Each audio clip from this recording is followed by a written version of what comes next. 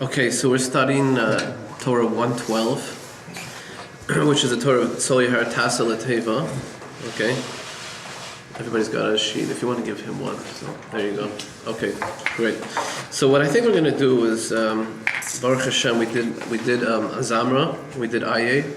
So these are excellent. It's an excellent introduction to Rabbi Nachman Sakutavran. But I think we're going to just as a brief introduction to this. Because every time we start off, we talk about how important each lesson is, you know. It sounds like this is the most important one, that's the most important one. So we'll do that again tonight, we'll make it exciting. If you turn the page to the back, all the way at the second to the bottom, Ches, over there, Reb Nosson is writing this. He says, this will be our little intro to make it exciting. He says, V'omer li oz, Rabbi Nachman told me then, Shal yidei eitza zois, that through this piece of advice, which we're going to study, which is this lesson that he gave, you could become a kosher person your entire life. So this piece of advice alone, in isolation, even if you only study this, is enough for Menachem told Reb Nosson to make you a kosher Jew for your entire life. No matter how you feel, where you are, whatever's going on in your life, you're able to give yourself life, you can give your life meaning, and you can strengthen yourself and give yourself koyach through this, through truth, and that's what this lesson is going to be based on, the idea of emes, of truth, which is the light of Hashem himself. When a person is zoche, when a person merits to find the truth of Hashem, there can't be anything called darkness anymore. All darkness dissipates. Because the truth of Hashem is really light. So imagine you're in a dark room, right? And you turn on a flashlight or you light a candle and the darkness dissipates, you turn on the lights. That's the idea of truth, which we're going to talk about. There's no such thing as Yetzer Hara, Sitra Achra, the forces of evil. They don't exist in a way that there's no exit to get out of them. So even though we can be temporarily faced with difficulties, we could have darkness, right? We could feel like there's no way out. But we have to know that Hashem never puts a Jew in a situation where there's no exit. There's always an exit. We're going to talk about finding that exit. Rashi and Roin Oysen, the reason why it feels that way sometimes, like there's nowhere to turn to, right, is just that we don't see the exits. But you have to know that they exist, Rabbi Nachman says. It's just because how bleak the situation seems, how dark it seems, that makes it seem as if there's no way out. But in a Jew's life, there's, like Rabbi Nachman said, there's no such thing as despair at all. There's always some kind of exit, even if it feels like the whole world is collapsing on top of you. There's always some exit. Through truth, Hashem lights the way for you himself. And you'll merit to see and to find the opening of hope, even in the darkest fall that can happen to a person in life. Sometimes things come up, we have situations, we feel like we've fallen, we've lost ourselves, we don't know why we did this or that, we don't know why life seems so difficult. But through Hashem's emes, we are able to find the opening of truth, of hope, he says. To go out from darkness to light, and to come close to Hashem always, amen v'amen. Okay, so that's going to be our little intro. That's what this lesson is about. It's about situations, which is often Rabbi Nachman's theme, right? It's about situations of darkness and trying to find a little exit sign, trying to get out of that. Because a Jew, right, is so special that really we have such a high neshama. We should always feel light, we should always feel joyous, we should always be able to dance and to sing, we should always be connected with each other, right? Life should always feel so full of joy and so full of we should always feel so connected to Hashem. When we don't feel that way, there's something wrong, right? Really, we should always feel that way. And but that's why we're created in this world. We have challenges, and these are the challenges. People sometimes think of the challenges as being some kind of external process. Like you have a Yetzer Hara, you have these temptations to do something bad, and it's just like they look at it like almost like a game, like you open up the right door or you open up the left door, and it's like a very external kind of process where you're being tempted in one way or another way, and but it's the real tests, and Rabbi Nachman always knocks this point home.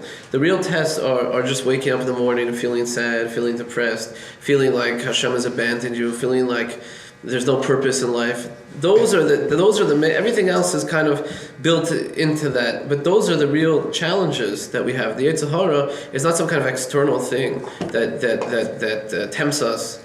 There is such a idea like that, but more practically, it's that we want to get to this place where we feel very light, where we feel very joyous, we feel full of simcha, where we feel always connected to Hashem, we're always able to talk to Him. And and one of the most important things Rabbi Nachman talks about is Yishuv Hadas. We want to live a life where we have clarity. We always feel a settled mind. I was studying the Torah. I was thinking of changing it and doing it tonight because Shabbos in Shul, the Shalosh Shudas, we were doing a different Torah that talks about this idea that the Yetzer Tov is to let Hashem in. That the same way Hashem created the world, and in order to create the world, He had to leave an empty space, the vacated space. Because if not, then it would the world would be filled with Hashem's light, and there would be no way to find yourself. You would just be, you would be nullified in all of Hashem's greatness. You'd be blinded, right? So Hashem had to kind of remove Himself in order to make room for the creation. So Rabbi Nachman says that the idea of the Yetzer Tov, the idea of the good inclination also, is actually to make room for Hashem. That when you wake up and you feel so overwhelmed, it's really, he says, because your neshama is burning so much for Hashem, it wants to reconnect with its spiritual roots, and therefore you feel like I have so many things to do and there's such chaos. And that's the way the world was before Hashem made the vacated space. So he actually says that the way to find God and the way to emulate Him and come close to Him is actually to kind of make a vacated space within yourself. You have to make room for Hashem, which is an amazing concept because people feel like if they're not connected spiritually, it's because they've done something wrong or because they don't have the potential or so on and so forth. And Rabbi Nachman actually says it's the opposite.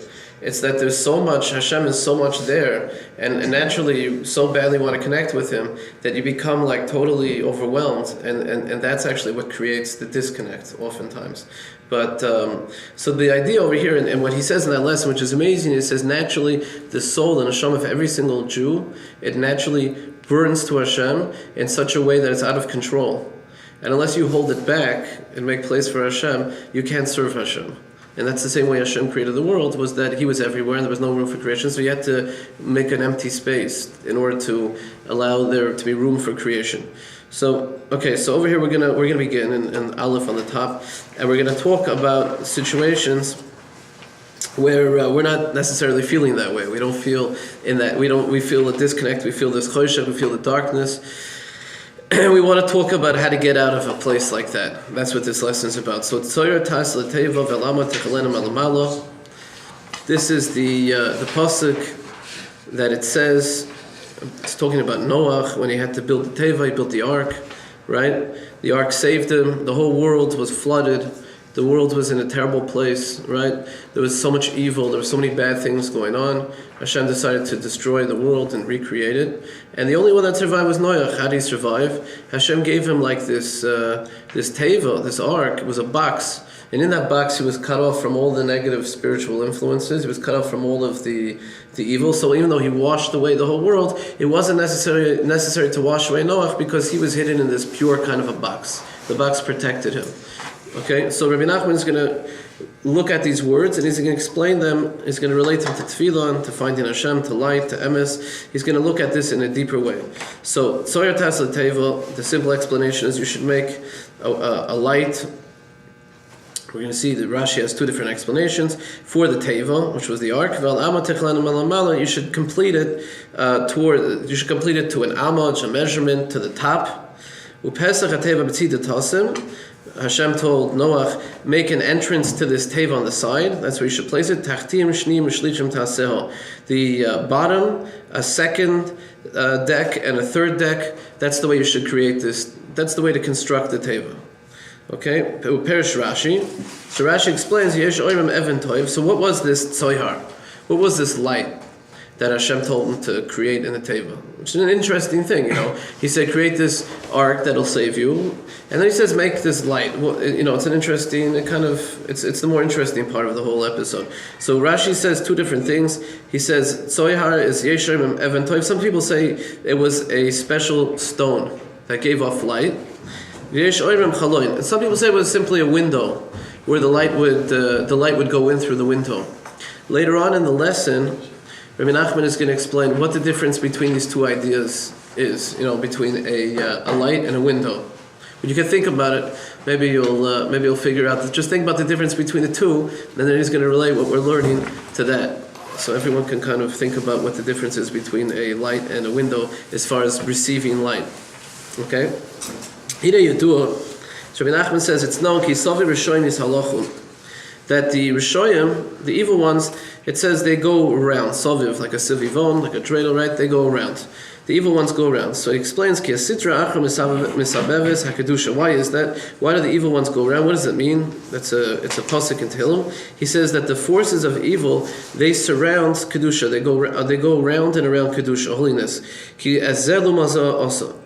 So there's this concept, right, that whenever you have kedusha, whenever you have holiness, there's always a measure of tumah, of impurity, in order to balance the two. And the tumah, the forces of impurity, they actually live off of the kedusha. They try to get into the kedusha, and that's like their oxygen. They try to attach themselves to the kedusha. So what happens is that there's this balance always between good and evil. And therefore, the evil it's always surrounding the kedusha because that's how it lives, that's how it thrives. It doesn't have any there's nothing really to it, right? Because it's toma, it's impurity. It doesn't have any real koyach on its own. So it tries to live through the kedusha, okay? And that's why you see Jews, for example. I think of this often. Jews have the potential to be like Moshe, to be the most incredible people, to bring down Hashem's Torah, which is. You look at what it is, it's the most incredible thing in the entire world. They have the ability to receive that and to bring that, right? When Moshe brought down the Torah to the world, all of the Malachim and Shemayim, they all started screaming. They said, how could you take something like this and bring it down into the world? The world is such a low place. But Moshe was able to do that, right? So you have on the one hand something like that, and on the other hand you have a lot of Jews that are, they've created a lot of negative things in the world, a lot of bad influences, a lot of immorality, and things like that. But that's because wherever the potential is for the Kedusha, there's also the potential for Tumah, okay? So now Rabbi Nachman says, especially someone who hasn't always chosen to do the right things in life, they made a lot of bad choices. They've done a lot of averes, chas v'shom. And instead of choosing the path of doing things properly, of kedusha, of holiness, they picked the path of evil. And this is their place. They feel right now that they've made bad choices. And when you make bad choices, it takes you right to a certain place, a place that you don't want to necessarily be at, but you fell, and that's where you're at. So now, the same way Kabbalistically, these forces of evils, they're always surrounding the Kedusha. So certainly, when a person makes the bad choices and he picks their side, he's going to feel very, very surrounded. Okay? What does that mean in practical terms? That's the Kabbalah of it. What does it mean in practical terms? It means that a person wants to go daven, and they were disconnected. The whole day they thought about things that really have nothing to do with tachlis, they have nothing to do with the purpose of life. Maybe they thought about, making $1 trillion. Maybe they looked at things they shouldn't have looked at. Maybe they ate things they shouldn't have. Whatever it is, everyone has their challenges, right? But there were things that didn't bring them closer to Hashem. We learned last week, right? If a person wants to decide what to do in life, so they should say, if it brings honor to Hashem, then do it. If it doesn't bring honor, don't do it. So what if they chose a thing that doesn't bring honor to Hashem, right? So now, certainly, if what he's trying to say certainly is that if the forces of evil, right, they surround the Kedusha, so that then certainly if a person made the bad choices, they're going to feel totally surrounded by these forces, right? So if you're going to want to do something good, they're there. And if you choose their side, make the bad choices, then you're even more surrounded by them. So now the person wants to do something good. They want to daven, for example. They say, I made all these bad choices. Let me connect to Hashem now. I want to take a few minutes. I want to daven. And all of a sudden they feel this terrible disconnect. because of everything that went on, right? And because they're trying to do something holy, and anything holy, in essence, we said is going to be surrounded by these forces of tumah, right? So now they feel they just can't concentrate, they can't connect. They feel there's like a wall blocking them, between them and Hashem. So that's the situation that they're at. So he says that so now when this person wakes up and say, I want to reconnect to Hashem, I want to return to Hashem, it becomes very, very difficult for the guy to open up his mouth and talk to Hashem. Such a simple thing, right? You open up your mouth, you want to talk to Hashem, you want to connect to Hashem. Hashem is the creator, he has, whatever a person would like in life, they can ask Hashem for.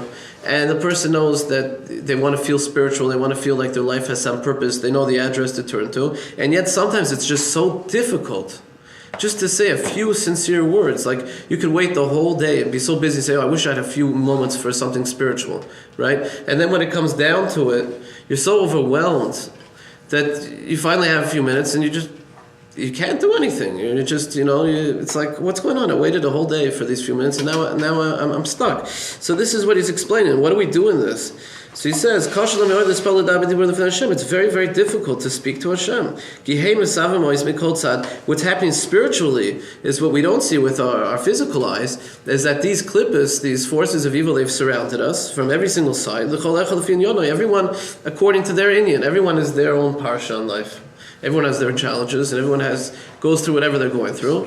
So everyone can think in their own life and relate this to themselves.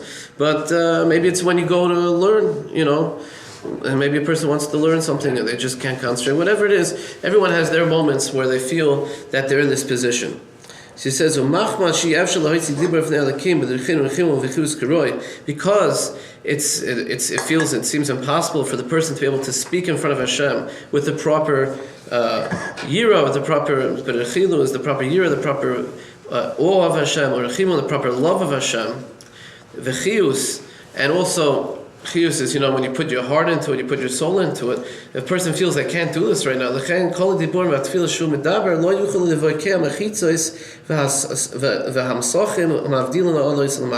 because of this, because now when you finally did go to daven, right, so maybe you came to shul and you just mumbled the words, okay? Now, in order for these words to become elevated and to rise up into Shemayim, you have to infuse these words. You can't just say them in a cold way. It's like, if you're talking to a friend or to a spouse and you just mumble something to them, and you really need to talk to them. There's something, either you want to develop your relationship or there's something you need from them. You just mumble something, right? If you don't put any passion into it, or you don't show them any respect, or you don't show them any love, your words are they're not going to go too far. And it's the same thing with Hashem. Because you feel now this mechitza, you feel totally cut off, so now the words are stuck. They stay stuck down there with you. So your tefillos are not going to where they have to go to. Until it comes a time where the person is properly able to return to Hashem in truth. And he's able to turn to Hashem and to speak these words with true passion, with love, and with fear, with awe of Hashem from the bottom of his heart, and with tremendous with a tremendous awakening.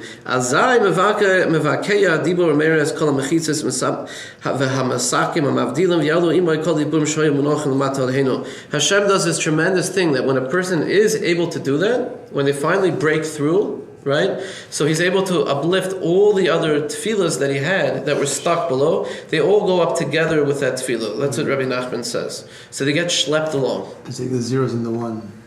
Yeah. But so how is it that you initially break it? Yeah, that's what we're going to do. Okay. You're right on target. Okay. Next, to quote you, right? How do we do this? At the end of the day, it sounds so wonderful, but we want to do this every day, and if not, at least once a week, once a month, once a year. We're going to see that even once a year is not so simple. Then what we're talking about over here is emes, the truth. This is very important. A person has to go with truth according to their level. Okay, this is not the truth this is one of the things I really want to bring out, and Rabbi Nachman teaches this to us, is that we have this idea that truth is like something that every single person knows and they can all say it to each other, and it's the same thing for everybody. And it's absolute, and it's simple. And that's not true at all. Let me start with just a very short story that happened with Reb Nosson. Reb Nosson had tremendous pressure. People, sometimes think Reb Nosson was Rabbi Nachman's translator, was his scribe. It was Rabbi Nachman's scribe. Reb Nosson was actually the son-in-law of the greatest halachic posek, the main halachic authority in that whole part of the Ukraine. He was the son-in-law of, and obviously was chosen to be the son-in-law in those times. You were chosen because of your potential and because of your knowledge. And he was chosen. He was a tremendous, tremendous Talmid Chacham. Reb Nosson, incredible. He was a tzaddik in his own right. He could easily have become the next Rebbe of Breslov. Easily have done that had he wanted to. Everyone would have accepted him as that. He understood that that's not what Rabbi Nachman wanted, which is a whole different discussion in itself. But Reb Nosson was this incredible person. Now, his father-in-law was extremely opposed to Chassidim and to Chassidus. And, there was a time where he almost had to divorce his wife because of it. So there was a lot of tension. And one of the main problems was Reb Nosson didn't have any parnasa. He didn't have a livelihood. He actually came from a very wealthy family. And because of different things that happened, he didn't have a parnasa. So finally, at one point, his father-in-law was pressuring him, and he said, I'm going to give you a position. He was in charge of all these various cities. And he said, I'll give you, a position amongst my cities to be the rabbi in those cities. And that would have taken a lot of, the pressure. There was a lot of strife between the two of them. There was a lot of issues. If he would have accepted that position, it would have calmed things down a lot, especially between Reb Nosson and his wife also, And so Reb Nosson, and he needed the money. So he went to Rabbi Nachman. He said, Rebbe, what should I do? My father-in-law has asked me to become a rabbi, and this would be really good for me. Is it a good thing? Is it good for me? So Rabbi Nachman said, yes, it's good for me. And then Reb Nosson said, yeah, but is that the emes or emes? Which is that the deepest truth? And then Rabbi Nachman said, oh, you want to know the deepest level of truth? No, it's not. It's better that you shouldn't accept it. And of course, everything that we have today is only because if Reb Nosson would have become a rabbi, maybe he would have been a wonderful rabbi and he would have done great things. But whatever we have today, this whole Breslov movement, which is continually growing, after so many years, it's only because Reb Nosson asked that second question. If he would have paused that the first time he asked Rabbi Nachman, it would have been over. None of this we wouldn't be reading, we wouldn't be sitting here today. And Oman and all these things would have never, Kutim Ran would have never, all these things would have never happened. So what did Rabbi Nachman mean when he said yes the first time? Right? What did he mean? Was it true? Was it really good for him, or was it not good for him? We would think that if Rabbi Nachman said it's good for him, right, that means that he was lying or something like that. And it was only when Rabbi Nosson asked him the second time that he really told the truth. But that's not the truth. The truth is that the truth is very, very deep. There's various levels in truth. There is the deepest level of truth, which is that it was better for the world that Reb Nosson wouldn't accept being a rabbi.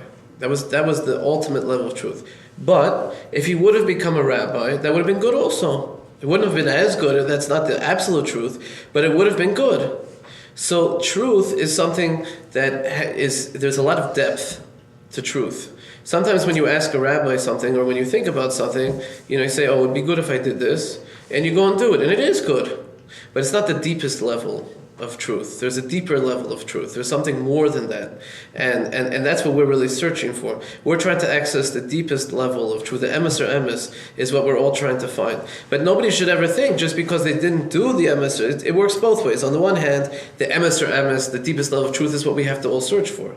On the other hand, even if we don't reach the deepest level, that doesn't mean there's no truth to what we're doing, and we shouldn't, throw it away and discount it. There's still value in what we're doing. So now, truth really depends on every single person. Because there's this very, very deep level of truth, everyone has to find their own truth. It's not a simple thing. If it was simple, then everyone could tell each other, and everyone could just do the same thing, like a bunch of robots, right?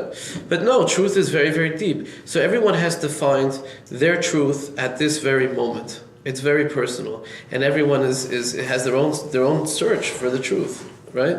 That's what life is all about. And therefore you can't tell anyone. You can talk to someone, you can give them advice, you can encourage them, but everyone has to find their truth at this moment right now. What is my truth right now? What do I feel like right now? How can I connect to Hashem right now? What's going on in my life at this moment? And then tomorrow maybe something else.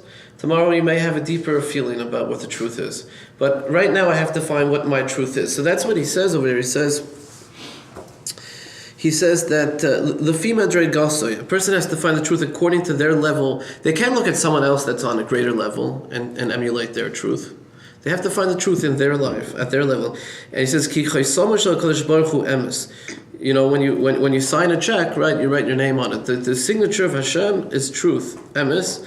The simple explanation is that is because you look at the letters emes, the aleph is the first letter and the aleph base, the mem is the middle letter, and the tov is the last letter. So we say Hashem Melech, Hashem Malach, Hashem Yimlech, Hashem is the beginning, is the middle, is the end. Hashem is everything. The whole purpose of life is to find Hashem. Everything that exists is within this creation of Hashem. So ultimately, that's the truth we're looking for. We're looking for this eternal truth of Hashem, which if something is not rooted in Hashem, then it doesn't really exist in a real way, right? You can enjoy something, but if you only do it for physical pleasure, so what is that? You enjoyed it for a minute, here today, gone tomorrow, it's over with. But you could take the same thing, you could take a cup of seltzer, and you can make a bracha, and you can appreciate, okay, now I got some fluids in my system, it helped me with my hydration, I enjoyed the taste of it, and you think, wow, Hashem gave this to me, right? Now you've connected to Hashem, that's truth in it. Then there's a truth in what you just did, right? If it's just, you had a drink, you didn't think twice about it, then it's nothing. So the emes is creation, is Hashem, is the ultimate existence. And what we're trying to do is we're trying to dig deeper and deeper in our own lives and find our truth. Where do we exist? What's the purpose of my life? What am I supposed to be doing now? I have to look for this emes. We're going to explain this more, but this is the basic idea. So Hashem signs his name with emes. That's his signature, so to speak, in this world. Where there's emes, that imagine Hashem signing his name on this and saying this has purpose. That's the idea over here. And he says, like our rabbis teach us, a person that wants to do bad, they want to defile something, Hashem opens up a way for him. He has a lot of ways to defile. So what that means is that in life we have choices. Whichever way we're going to turn, if we want the truth, Hashem is going to come and he's going to make openings for us. If we want to hide Hashem, we want to defile, so to speak, we want to use things in a way that has no purpose, he'll give us the ability to do that as well. It's up to us, whatever way we want to live our lives, whatever our true ratzon is, whatever our true desire is, that's the way that Hashem is going to lead our existence. Our life is going to work out in that way. We have this, it's coming from Hashem, but we have the influence to steer it in whichever direction we would like to. So he says, since there are gaps, there are openings, there are holes in this darkness that we sometimes feel ourselves in, right? We all have situations where we feel we don't know where to turn. We're surrounded in darkness, we feel cold, we feel distant, life feels purposeless, okay? But since we already explained that there are different various exits, this is a pasuk in Koheles. It says just that the guy, he goes in darkness.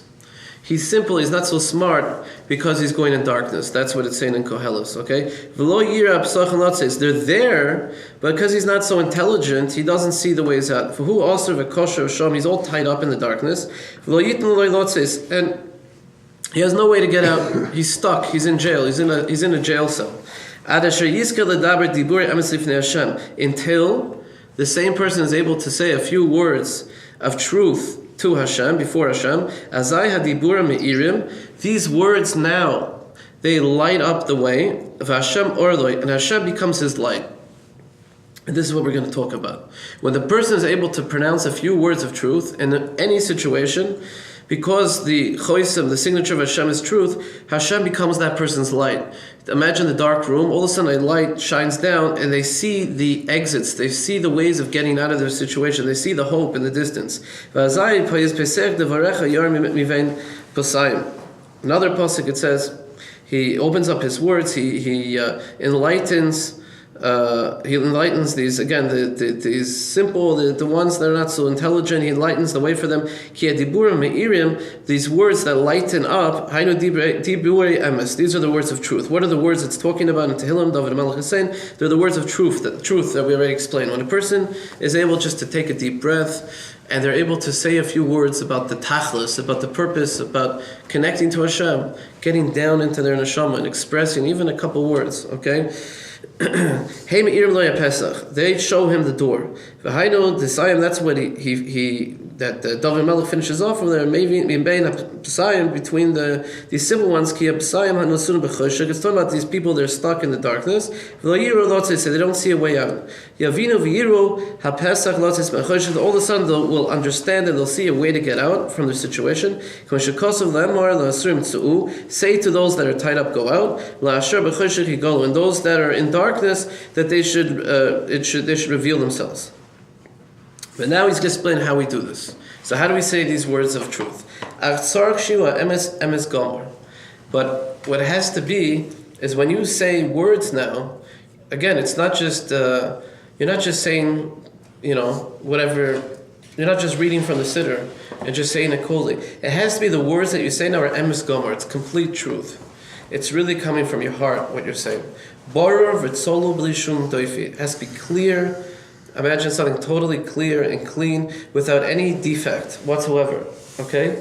So you have to be able now, it doesn't have to be a lot of words, but you have to be able to turn to Hashem now and look at your life and really say something from the bottom of your heart to Hashem. A person who's intelligent, who's enlightened, they'll understand that this is the way you should always daven, right? You should always be able to open up your siddur and say the words like this. There's a joke. They say that a guy was in shul and he was davening, and after the tefillah, the rabbi came over to him and he says Shalom Aleichem. So the guy says Aleichem Shalom. Why I didn't go on a business trip. I've been here the whole time. I see you every single day, 3 times. Why are you saying Shalom Aleichem to me? He said, because I saw, in the middle of your Shemana Esrei, you took a trip to Florida, and you took a trip to Hong Kong, and now that you came back, you finished davening, and you came back to earth over here, so you landed. I said Shalom Aleichem to you. So, really, this is supposed to be the way we always daven. And even, in fact, it was only after the Anshe Knesset HaGedolah, the rabbis, they put together the words of Shemana Esrei. Everyone used to really daven in their own tongue. That was the way it was done originally. It was only much later that they formalized the tefillah. There's reasons people were forgetting important things that they had to daven about, so they formalized it. But what happens so often is that we're very cold, and the whole point is to connect to Hashem and to find this truth. The point of davening is to find the truth and bring it out. I once heard an explanation of the difference between davening and learning Torah. They said that learning Torah is like you're able to connect to Hashem in a way where you take these beautiful concepts, and Hashem is like shining light down to you from Shemayim. And tefillah is the opposite. You're taking yourself from where you are, from whichever place you're at, and you're bringing yourself up to Shemayim. It's the opposite kind of a procedure, and that's very difficult. You can learn something that's very inspirational, right? And then you feel like a whole new vitality. You feel connected. You feel great. Obviously, you need both of these for that reason. But to be able to daven, you have to pick yourself up. You have to be able to go into your heart. You have to find the emotion. You have to find the sincere words, and you have to express them.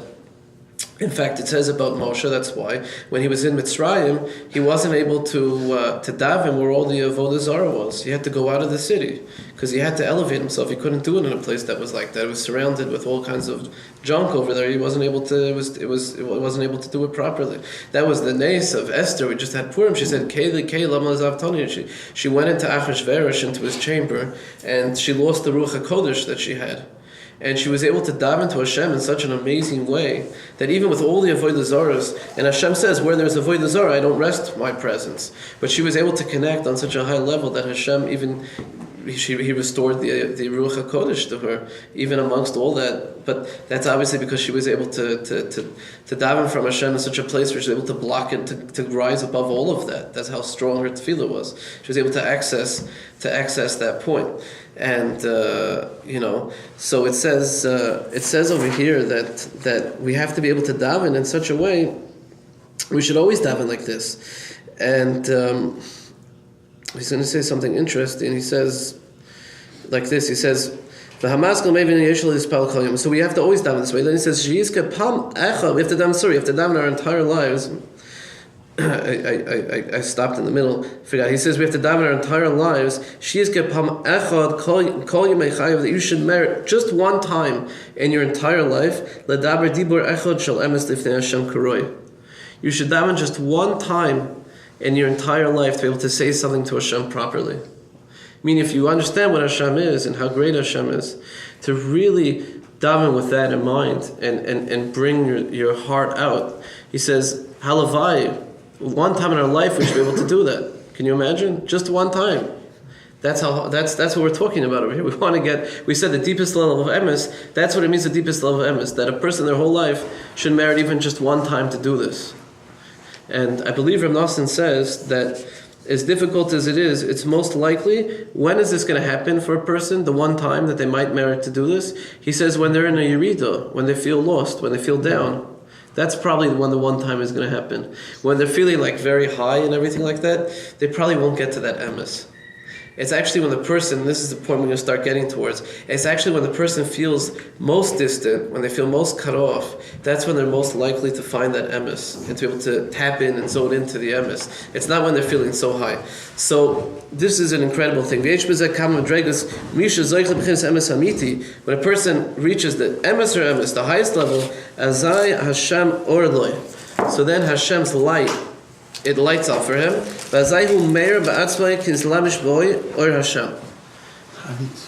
Then he himself becomes like the light. He lights the room up himself. When a person reaches this, if they can reach this highest level, they become the light.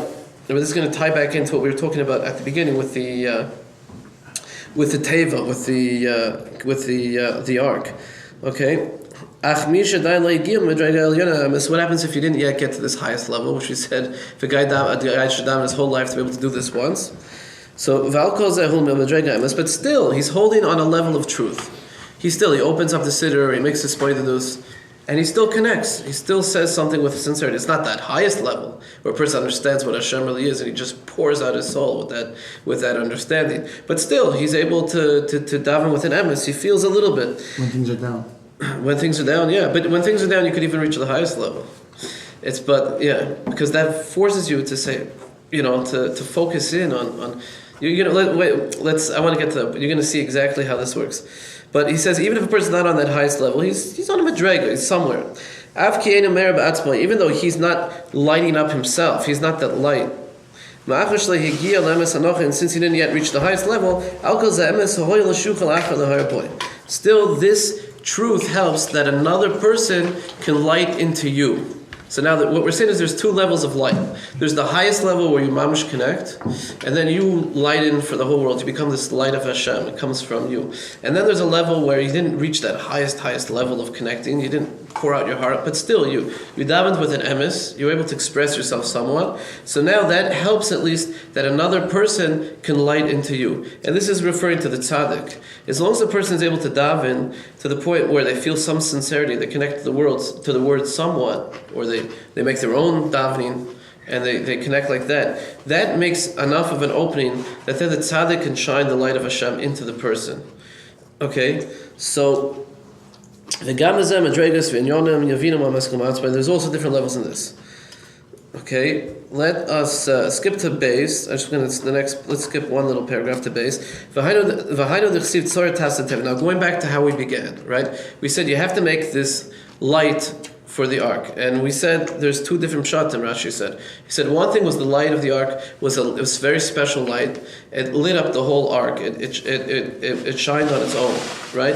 The other explanation he said was that it was a window, right? I said, what's the difference between the two? So the difference between the two is what? A window, you have, the light comes in from outside. A light, you turn on the light, and the light lights up the room. That's the difference between the two. So he says, that's the difference between how these two ways of davening. He says, Yesh Oimem Even Tov, Yesh Oimem Chaloin. Zeh Shamarnu Ki Yesh Shtei Madregas. There's two levels. Mishu B'Madrega Emes Hamiti. The person on the highest level, like the great tzaddik, or like the person maybe one time in their life they're able to merit to do. Hu Mer Ba'atzmai. He lights up like a light bulb. He lights up on his own. V'zeh Yesh Oimem Imrei Emes Shehem Even Tov Shemer Ba'atzmai. So that's the one explanation. That's the stone, the special stone that lit up. Right? Today we have light bulbs, but that's the special stone that lit up.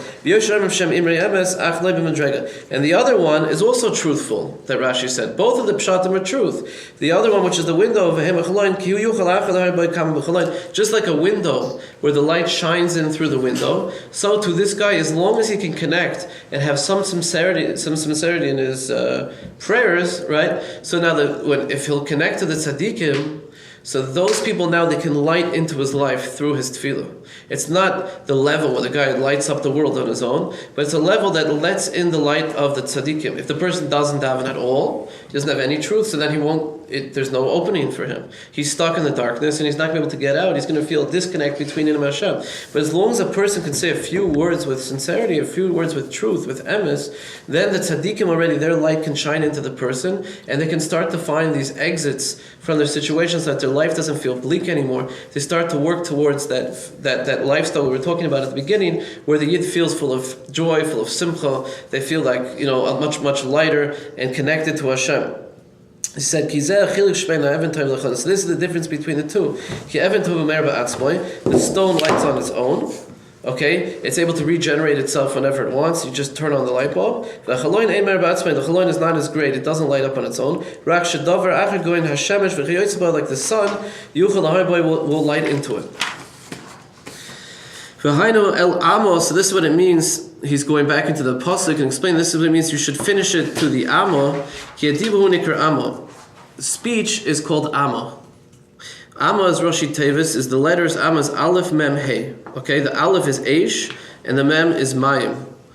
What is Eish and Mayim? Shadir Kol Mehem. When a person speaks, the speech it comes from his breath, and has within it heat and cold. Okay, hot and cold it has within it. And the Hey, Hu HaChamisha Mitzvahs Peh. There's 5 different ways. When you pronounce words, there's 5 different parts of the mouth that you use, the throat, right? There's different people speak from different parts of the mouth, so there's these 5 different ways that you have to, in order to pronounce the words, there's 5 different ways of using the mouth. So that is what it means, the Amma. So you should speak these. It's through speaking the words. Through speaking the words, it's on the other side, yeah. Through speaking the words, it's through speaking the words. That's how you're able to get to this Even Tov, or to the the chaloin. It says Asher Techalenem Alamala. You're speaking these words in a way that you finish it above. You finish it. What does the finishing above have to do with speaking the words? It's the word Techalena.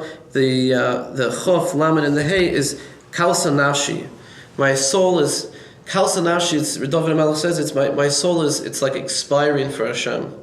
It's like such a high level. It's like so pouring out to Hashem that's like expiring for Hashem. So he says, it means that if a person speaks in such a way that his words are desired on high, Hashem wants his words, that is through speaking the truth. When a person speaks the truth, then Hashem wants his words. And when Hashem wants his words, that's what creates this light that fills up a person's life. Okay, that's what creates it, that it fills up the person's life. And now we're going to get to the exact way that this works, what this emes is. How do you find this emes? So we explained the idea so far of how it works, okay? We explained the logistics, and now we explain exactly what it means, how you're actually able to do this practically. So the idea is that you want to make an exit or an entrance in the Sitra Achra, in the evil itself, in the darkness itself. You want to be able to create a door to go out when you're stuck in a situation like that. The person feels they're surrounded by every single side. So it says you should make this door, we said, that's what it said in the pasuk, make the door on the side of the teva. So what does it mean in the side of the teva? Rabbi Nachman explains that it means that in the darkness itself, you have to find this door.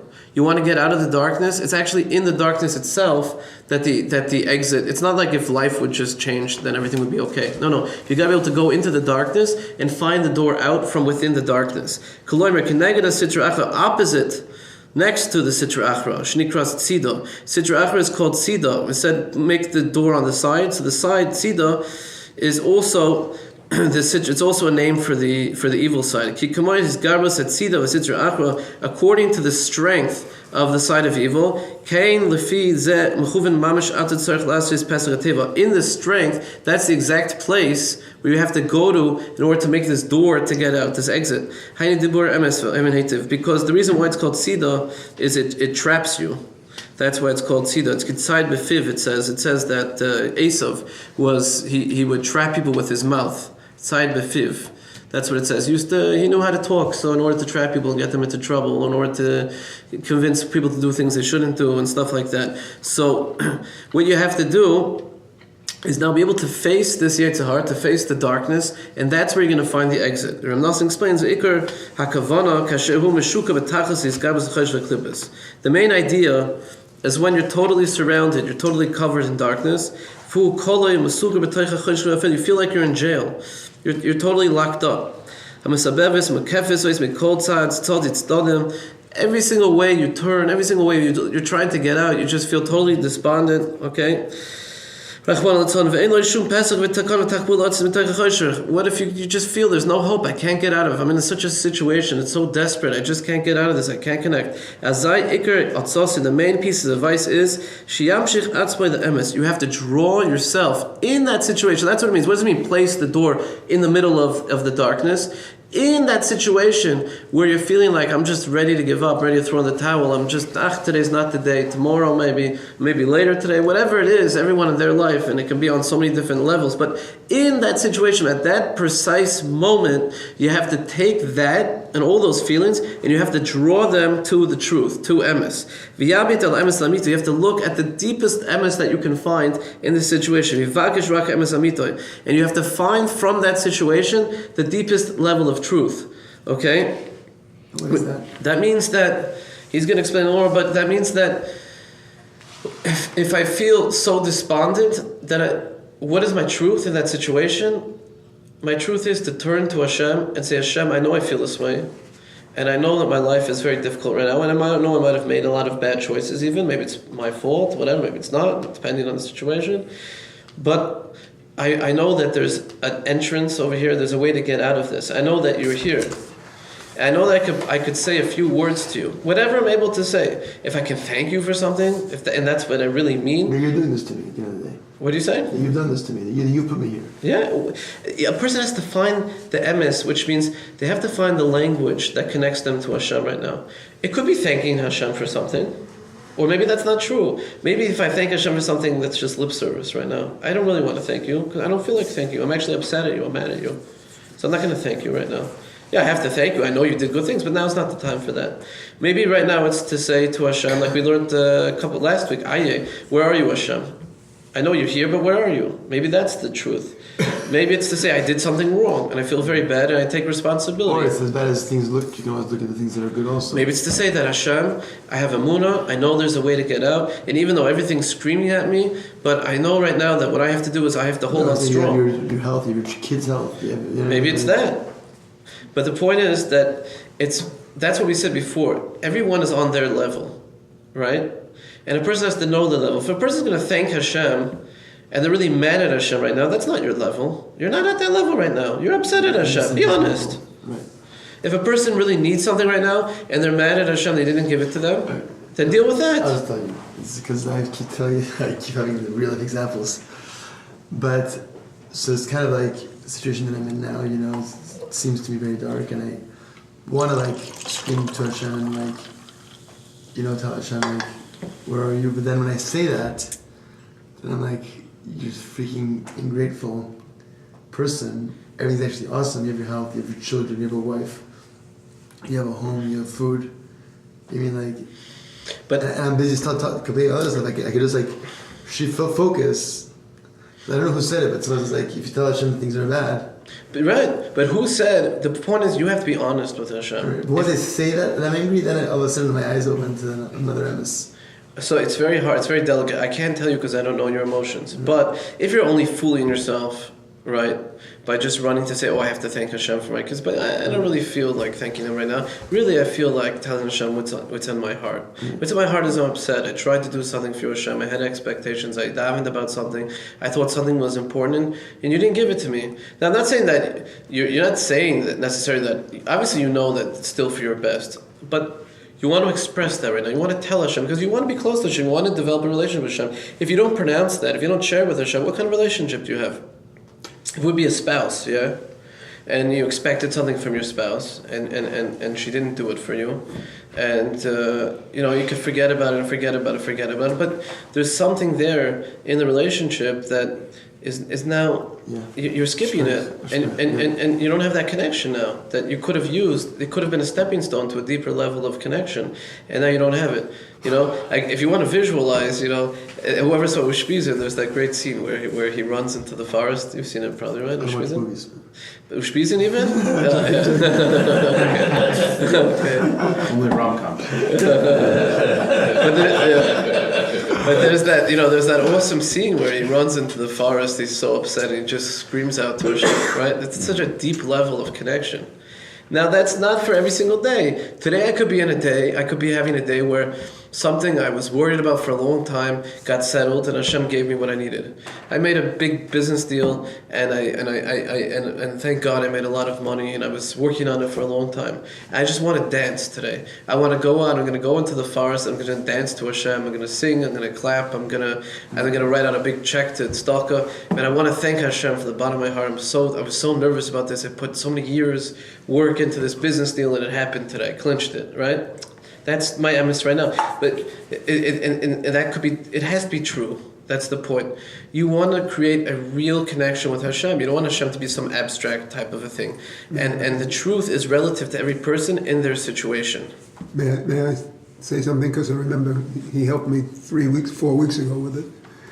I mean, I thought that the idea of hisbodedut is to say whatever comes into your mind to Hashem. And that was my original question 5 weeks ago, because in psychoanalysis there's a thing called the fundamental rule. So what you just said, in my opinion, is perfect. It's hisbodedut. I don't care if you're a billionaire. If you have a negative thing that you want to say, you have to say it, because to me that's emes.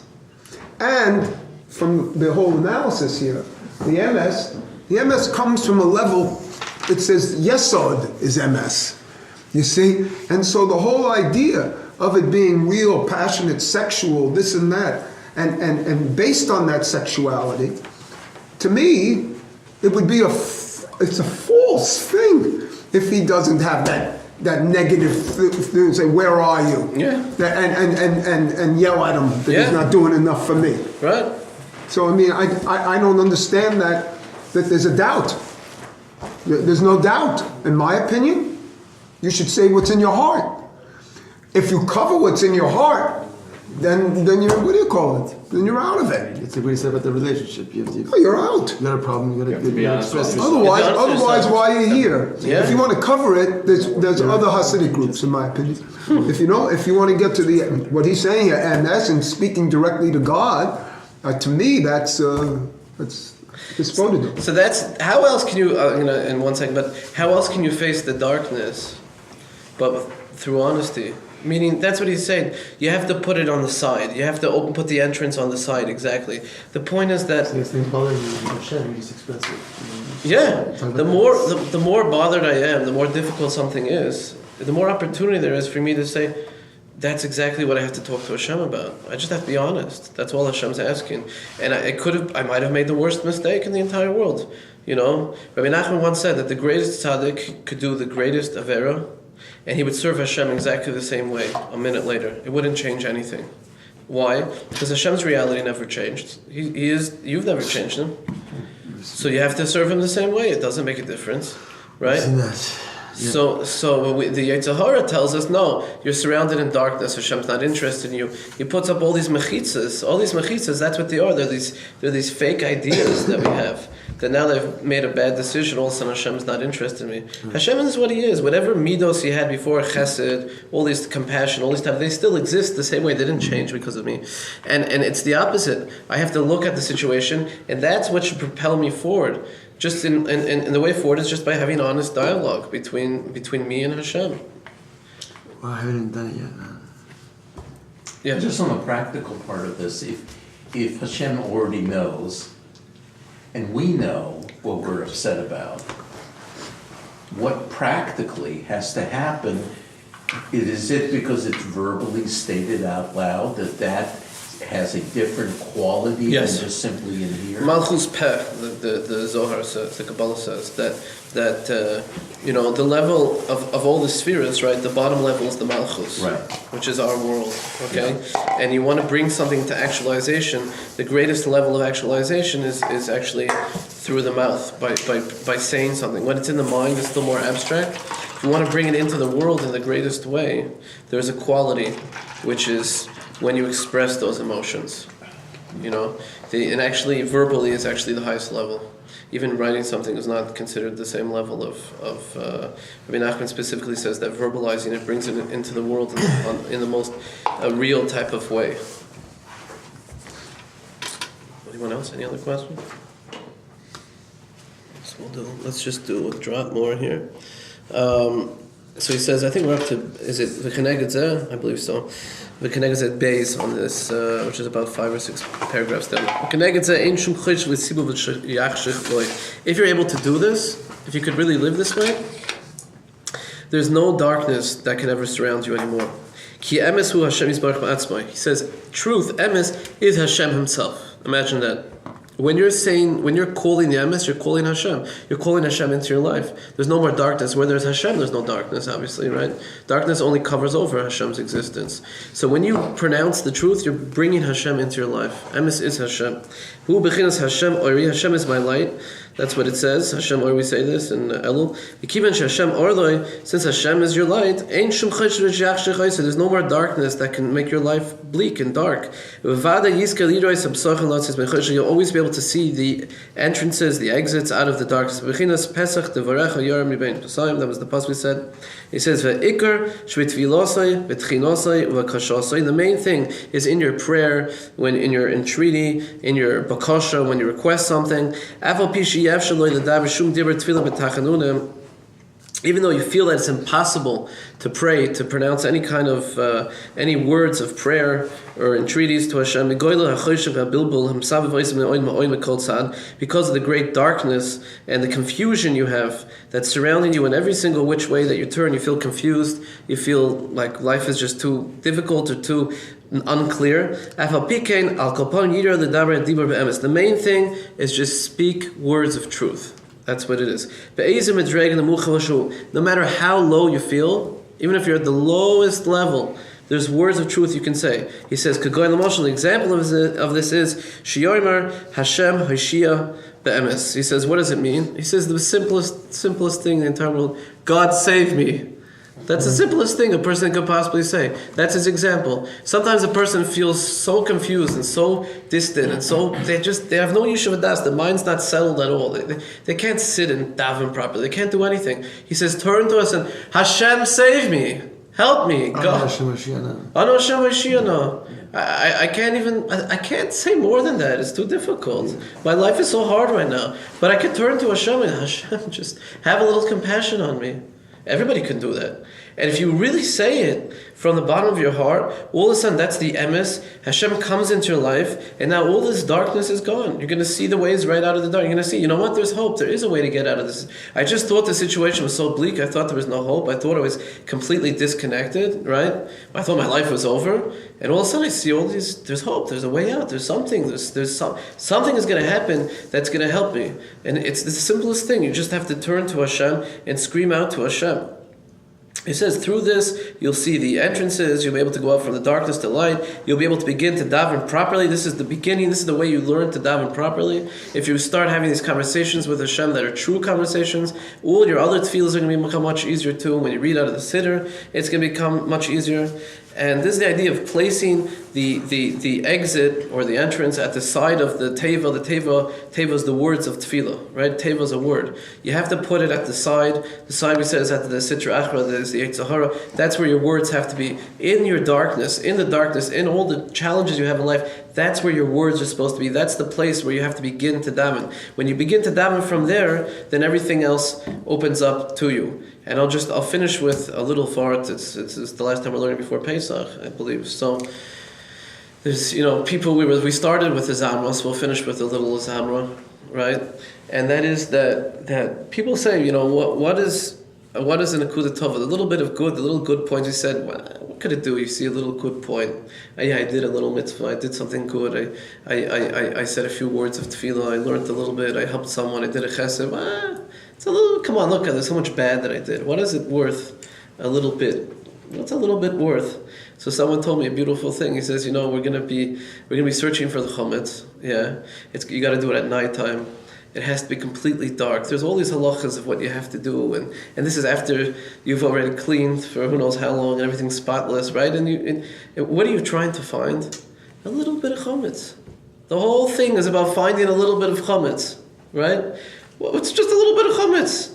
No. The Torah is teaching us that yes, a little bit can also be very, very powerful. This little bit of chametz is everyone's driving themselves crazy now, right? Because maybe they're going to find that little bit of chametz and they don't want to find that little bit of chametz. A little bit has a tremendous value. Sometimes you look at a pill and you say, what is a pill? It's a little, what can a pill do already? It's a little tiny, it's a little pill. It's not true. A little pill can have tremendous power. A little bit of chametz, we know, if a person a little bit of chametz, it's the whole Pesach, right? That's the whole point, is to find the chametz and get rid of it. And also, Mida Tova Meruba, it says, good is much more valuable, it's much stronger, much more powerful than bad. So you can imagine a little bit of good, you can imagine the power of a little bit of good. We should all be zochet to find that little bit good of in ourselves and in each other, and we should have a beautiful Chag Kosher V'Sameach, a very happy Pesach. So just for future students, my friend who is a rabbi in Dallas said the exact same word, but with a modern example that I feel like he relates to as well. It's like in sports, he's that's perfect for him actually. He's an NFL referee. Oh wow! Okay, cool. So like the first down line is there, right? If you miss it, right, by just a millimeter, it's not a first down. But if you just get that millimeter, it's a first down. Yeah. It's like 1 millimeter can make a first down to not first down. It's so easy to understand in sports. Yeah. Because there's a clear line. Yeah. It's like a Zman of Shabbos, the same thing. 1 second. Yeah. When someone once asked Reb Nosson, how do you become a masmid? You want to become a very diligent Torah scholar, right? Use up all your time wisely. Reb Nosson asked Rabbi Nachman this question: how do you become a masmid? How do you become a diligent with your time? Use your time properly. How do you? He said that when you realize a little bit is also good, that's when you become truly diligent. If time is just, it's when you start to realize a little bit is also good, then you could become a masmid. That's how you become a masmid. That's how you become a diligent person. All right. You going to have any market? Yeah. I'll be student down, yeah. You have a million. Yeah, no. Facciamo sopra. Non lo facciamo qui. Perché devo scappare. Porti studio in qui, via. Cominciamo. Let's start. I'll go to the